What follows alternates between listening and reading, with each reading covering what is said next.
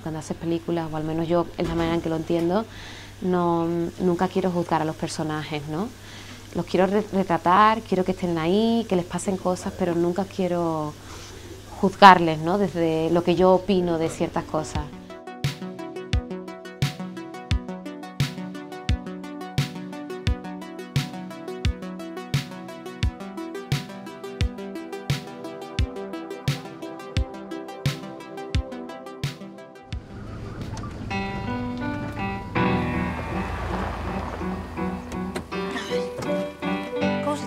A pintar ahí afuera con una escalera. Es que no entiendo por qué no llamas a un pintor. Porque son unos careros. Pues se le paga y ya está, como hace todo el mundo.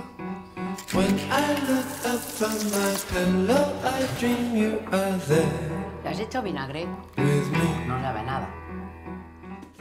Pues la película surge de una pregunta que tiene que ver con la no maternidad, que me planteo, ¿qué va a pasar con una generación de mujeres que no son madres cuando se hagan mayores, ¿no? Porque aunque no se tienen hijos para tener como el salvoconducto de los cuidados y de los afectos, ¿no? ¿Qué pasa cuando te haces mayor y no tienes familia, no tienes descendencia, y quién te va a cuidar, ¿no? Y es una pregunta que nos tenemos que plantear como sociedad, y que me apetecía como hacer una película que de alguna manera dejara esta pregunta, ¿no?, por ahí, para que cada cual pues la piense, ¿no?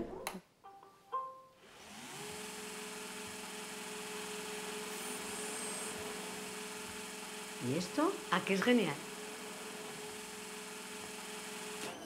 Mira, tiene 3 cepillos, uno solo para las esquinas. Y aquí, pues se pone en marcha.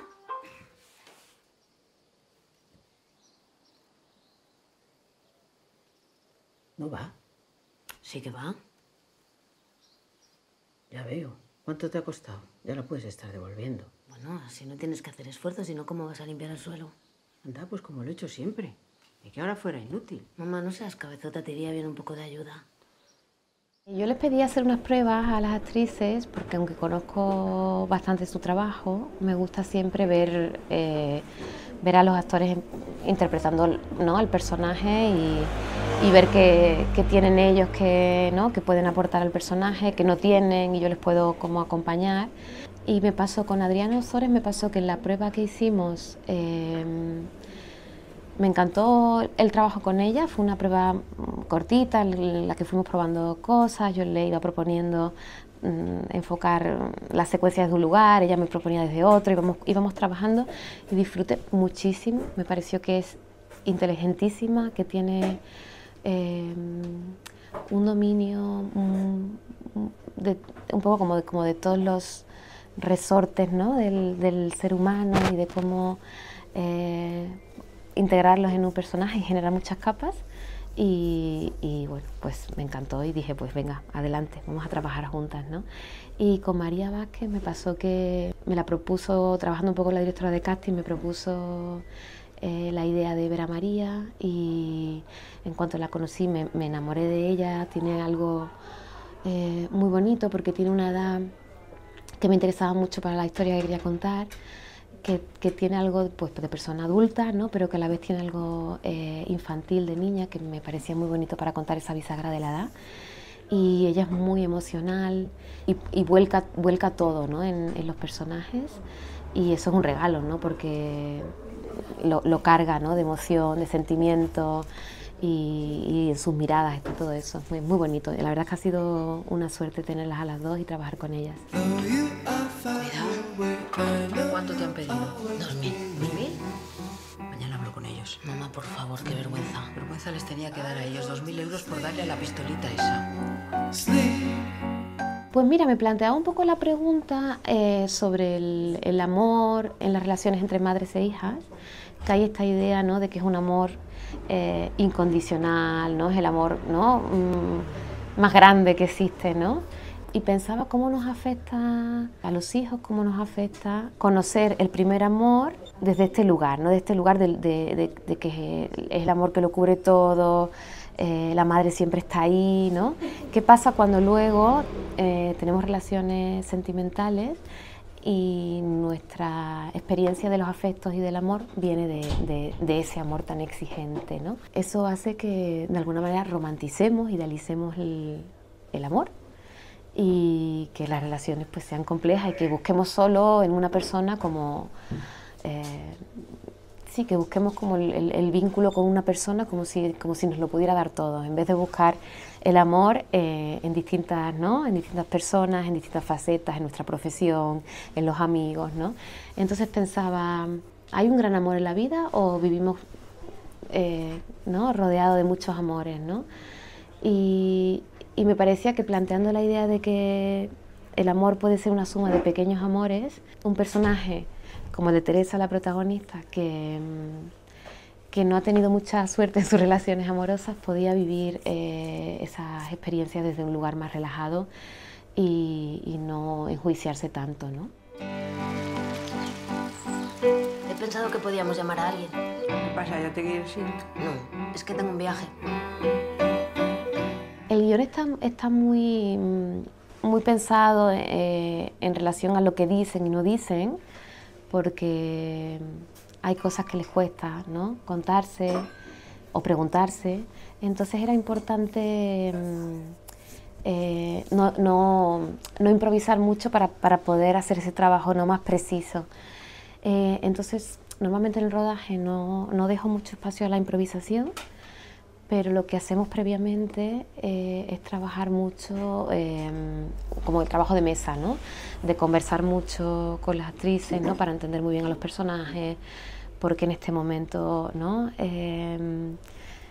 Dicen esto en lugar del otro, porque no son capaces de mostrar lo que realmente le está pasando, ¿no? Puedo entender todas las cosas, todo ese torbellino interior que nos pasa, ¿no? Cuando estamos en una situación, y esa libertad, ¿no? que tiene que ver con el trabajo de mesa, de poder rellenarlo con capas, con vivencias, con propuestas que me hacen ellas, con cosas que yo también incorporo, porque inicialmente pues, los personajes están escritos en abstracto y finalmente se encarnan a través de ellas. Pues todo eso es un espacio muy amplio de trabajo, pero luego en el rodaje sí que me gusta ceñirnos muy al texto y a lo concreto, ¿no? Porque ha habido un trabajo de depuración y un poco de alguna manera el rodaje es el resultado de esa depuración. ¿Qué te parece si llamamos a una señora para que venga unas horas? El día que necesite ayuda me iré a un hotel. No te estoy hablando en serio. Y yo vendo la casa y con lo que me dé me pago un hotel. No digas tonterías, ¿cómo vas a vender la casa? Total, ¿para quién se va a quedar todo esto?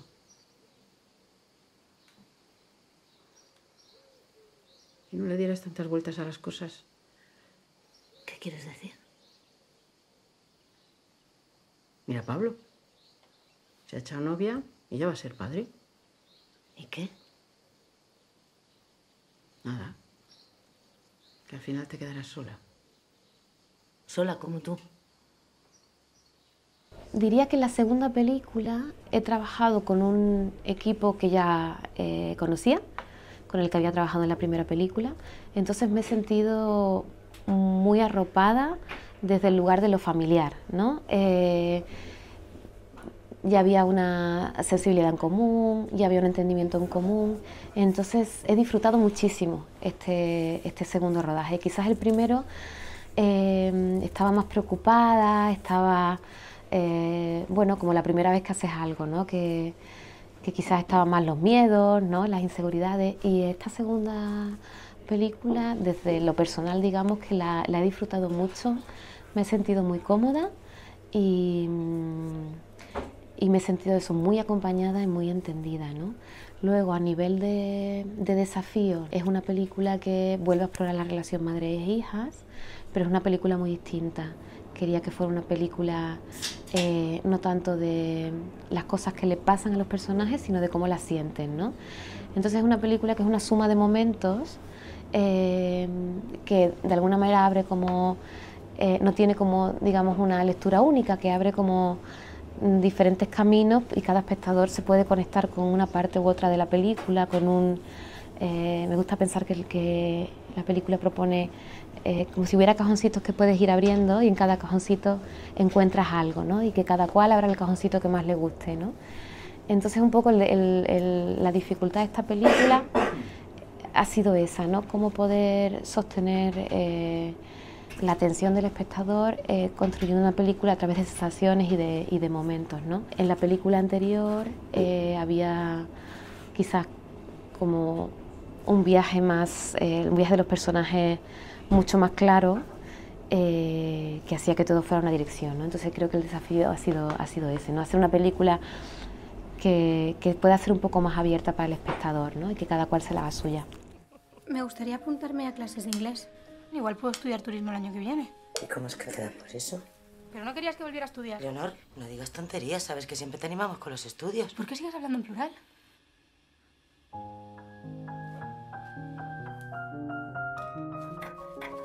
Pues cada una tiene sus dificultades singulares, ¿no? La primera película evidentemente es difícil porque digamos que no has demostrado que puedes hacer una película, ¿no? Entonces tienes que ganarte la confianza sobre todo de las personas que van a invertir el dinero, ¿no? Y a la vez, como es una primera vez, hay un punto casi, no sé si llamarlo osadía o de no saber muy bien qué va a pasar con esa película, que hace que te atrevas como a hacer lo que quieres, ¿no? Porque nadie está esperando nada. Con la segunda película, digamos que hay la dificultad de que hay mucha gente que te pregunta, que está esperando, ¿no? Y a mí, ¿no? Muchas veces pensaba, todo ese público que vio mi primera película y que en los coloquios o al final de las proyecciones se ha acercado a decirme que se ha emocionado o que ha conectado o que ha empatizado con los personajes, pensaba, ojalá esas personas si van a ver la segunda película les gusten, ¿no? Entonces tienes como una especie de responsabilidad con ese público, ¿no? Luego dicen que la segunda película siempre es más difícil de financiar y es verdad que hemos tardado un poco más en conseguir la financiación de la película. Creo que hay un interés también por la ópera prima, porque siempre gusta descubrir, ¿no? Y que aparezcan nuevas voces, ¿no? Todo esto que está como muy, ¿no? Como en el punto de interés. Y creo que sostener un poco como las carreras de algunos directores cuesta más, ¿no? Hacemos una cena de lujo y brindamos con vino. Pide un deseo. Ya verás, se te va a cumplir.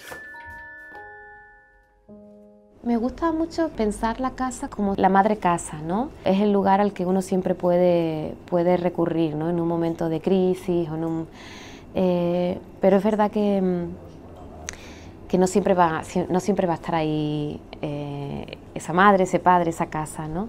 Entonces me gustaba la idea de que en esta película la casa estuviera en transformación, ¿no? Es una casa que se está pintando y que por un pequeño accidente no se puede terminar de pintar y tiene que llegar la hija un poco a tomar como unas decisiones, ¿no? Y que en el espacio materno, que suele ser el espacio donde las hijas, digamos, actuamos en base a lo que serían pues unas normas que son las normas de la casa, las normas que ponen los padres, me gustaba la idea de que esta casa que está como en movimiento dejaran de imperar lo que son las normas de la madre, es decir, cómo se cocina esto, cómo se friega una sartén, ¿no? Cómo se hacen las cosas, y que pudiera ser una hija la que decidiera cómo se hacen las cosas en esa casa, ¿no?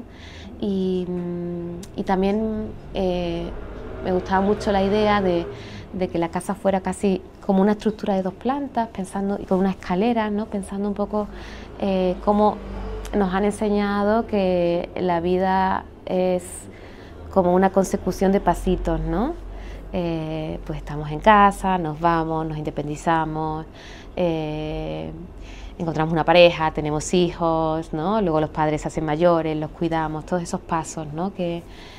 Y sin embargo, luego esos pasos no tienen por qué venir así, ¿no? Y a veces resulta que tienes que subir 3 escalones cuando, ¿no? Porque pasan cosas que no son las que deberían pasar, o que no tienes hijos y acabas cuidando a tus padres antes que cuidar a tus hijos. Y la casa me permitía un poco pensar en cómo invertir toda esa ascensión, digamos, vital, ¿no?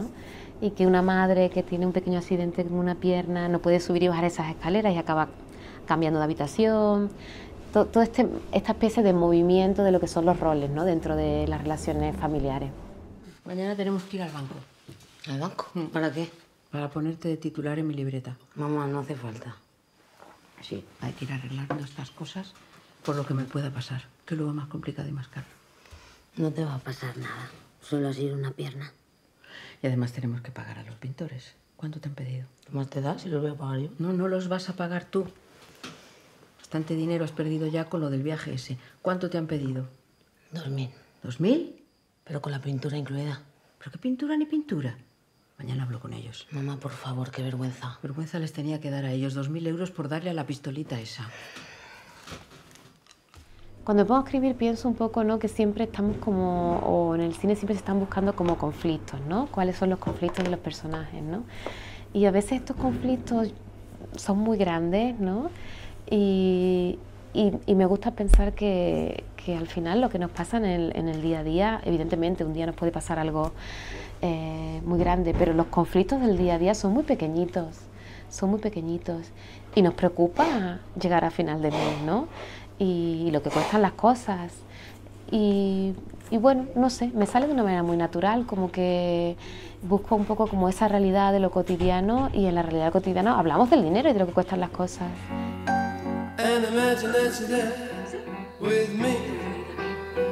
Te llamas Tere, ¿no? Teresa. Ah, es que mi novia se llama igual. ¿Cuántos años tiene? 42. La música es terrible, ¿no? ¿Has estado? Sí, pues es un personaje que a mí me gusta mucho porque ¿no? entra en esa casa un poco también a mover las cosas, a dar un poco de frescura, y es un personaje que no sabe muy bien lo que pasa entre esa madre y esa hija y se relaciona con una con la otra indistintamente, ¿no? Y lo que me gustaba de este personaje es que añade una generación más a la película, no son como 3 generaciones. El personaje protagonista, que es Teresa, que es una mujer que está en los 40, al tener a la madre, ¿no? Como esa especie de futuro, ¿no? Hacia donde ella puede, ¿no? dirigirse, ¿no? Me gustaba colocar al personaje de Aymara Jonás en la generación de abajo para que ella se encontrara entre esas dos edades, ¿no? Como una bisagra entre esas dos edades y que los dos fueran espejos, ¿no? Ella ya no es esa joven, ¿no? Como Jonás, ya no es esa joven que, bueno, pues que sale y que sueña con las cosas que le pueden pasar, ¿no? Es ya una adulta, ¿no? Que ha tomado unas decisiones y que está en un momento vital en el que las decisiones que ha tomado le han llevado a un lugar. Pero todavía se siente, ¿no? como esos adolescentes, pero a la vez no conecta con esos adolescentes porque cuando tiene que pensar en las grandes decisiones de la vida, ¿no? Conecta más con su madre, que es una mujer, ¿no? de casi 70 años. Y es la sabiduría de esa madre la que le permite, ¿no? pensarse en su momento vital, ¿no? Entonces, pues esa edad bisagra, con esos dos espejos, me parecía muy interesante ponerla en relación, ¿no? Pues yo tengo el número pi, porque nací a las 3:14. Y aquí me dicen una ballena por mi nombre, porque me llamo Jonás, como Jonás y la ballena. Ya. Ya trabajé con Fernando en mi anterior película, En Viaje al cuarto de una madre, y evidentemente pues quería repetir con él porque es un montador extraordinario, ¿no? No solo somos amigos y nos entendemos, sino que él es director, con lo cual entiende muy bien todos los procesos y te aporta la mirada de montador, pero también la mirada de director, ¿no? Y él es muy fino a la hora de ver los pequeños matices, por ejemplo, entre toma y toma respecto a lo que es la interpretación de los actores. Y muchas veces cuando tú has estado, ¿no? rodando una secuencia una vez tras otra, la has mirado 20 veces, la has escrito 1000 veces, a veces necesitas que haya alguien que te ayude a ver lo que se está viendo en la pantalla y no tanto lo que pasó ese día, lo que no conseguiste, lo que cambiaste, ¿no? Entonces, para mí es fundamental, ¿no? la figura del montador y en mi caso concreto la de Fernando, porque tiene eso, tiene un ojo, es muy fino, es muy fino. ¿Ese? Es un reloj de arena. El año pasado tuve un accidente con la moto y me lo hice. Es que tengo un mogollón de miedo a la muerte. Pues vaya manera de superarlo, ¿no? Viendo caer esa arena todo el rato. Pero si no caes, un dibujo. Jonás. ¿Qué haces, hombre? Venga ya. Hija. Sí, puede ser siempre que sea una propuesta con la que yo me pueda conectar y que de alguna manera pueda hacerme la mía, en el sentido de que cuando trabajas con los actores sobre todo y les tienes que transmitir, ¿no?, de alguna manera cómo ves a los personajes, dónde te gustaría llegar con ellos. Y yo de alguna manera tengo que haber sentido algo con esos personajes, tengo que haberme conectado con lo que les pasa y encontrar un poco, ya sea vivencias personales o de personas que conozco alrededor, que me ayuden a dar una verdad a lo que hago, ¿no?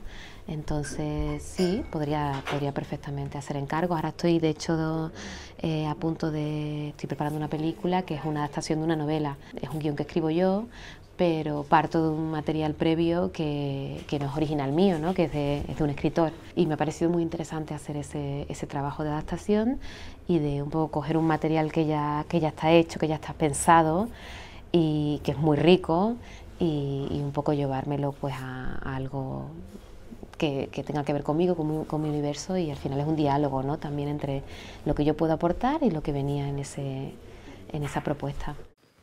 Deberías hacer los ejercicios, si no vas a perder toda la masa muscular. Hija, te huele el aliento.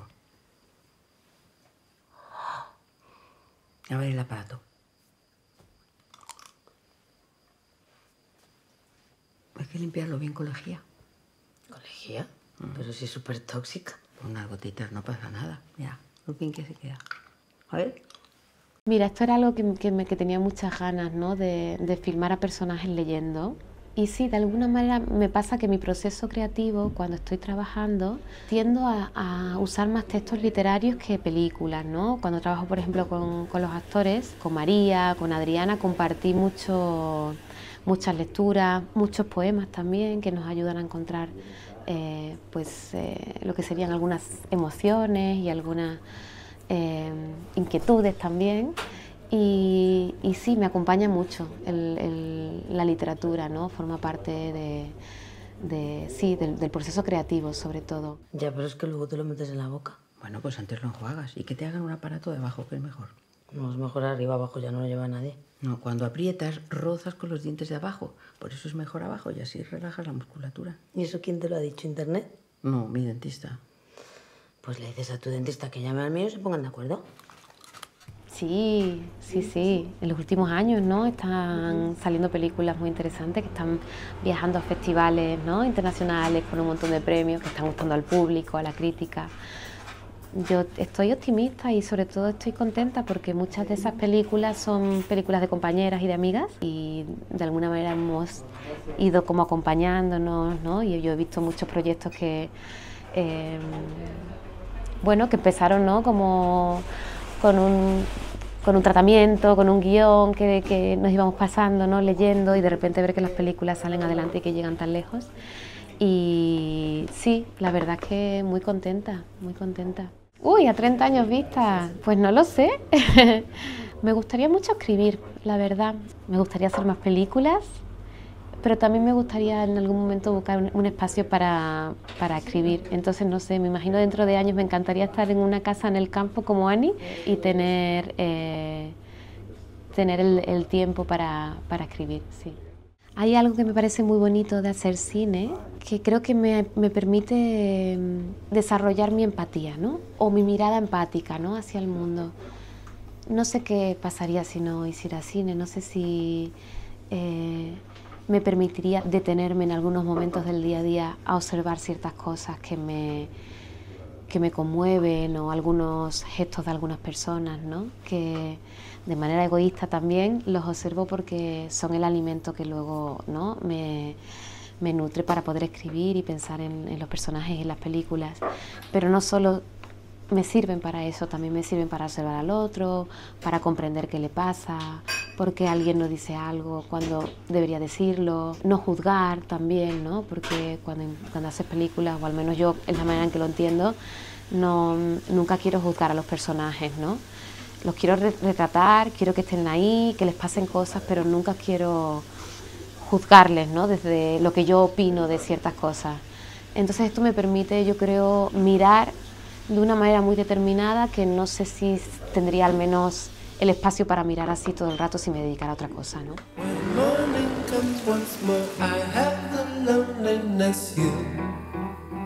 Left